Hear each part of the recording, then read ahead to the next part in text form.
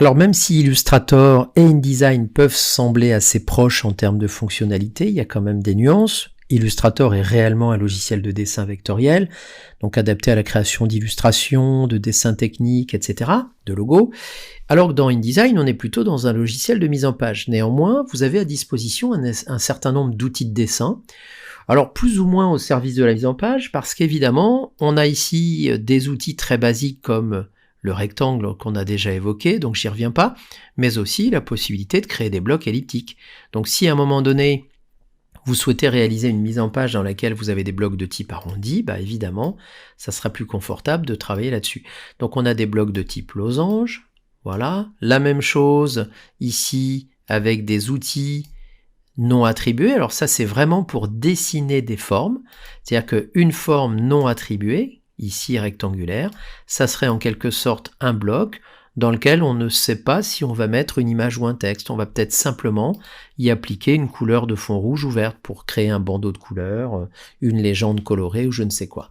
Vous avez aussi l'outil crayon qui est ici, qui permet de dessiner. Alors cet outil crayon, évidemment, on peut le régler en cliquant 2 fois dessus. Parce que l'idée, c'est de bien comprendre qu'en fonction de son réglage que vous allez faire ici, vous allez obtenir un rendu plus ou moins marqué. C'est-à-dire que votre rendu sera plus ou moins fidèle au tracé d'origine. Vous voyez qu'ici, j'ai un effet crénelé qui est très très marqué.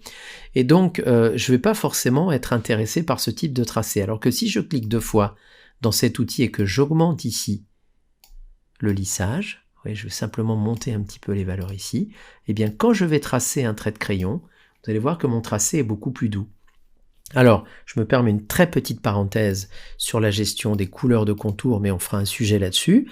Ici, si vous tracez un trait de crayon comme celui-ci, et que vous avez mis ici des couleurs qui sont en réalité symbolisées par le petit trait oblique rouge qui est ici, qui sont en réalité des couleurs transparentes, et que vous n'avez aucune couleur en réalité dans votre tracé, ce qui va se passer quand vous allez tracer un autre tracé, vous allez perdre le précédent, en vous donnant la sensation que ce tracé n'existe pas.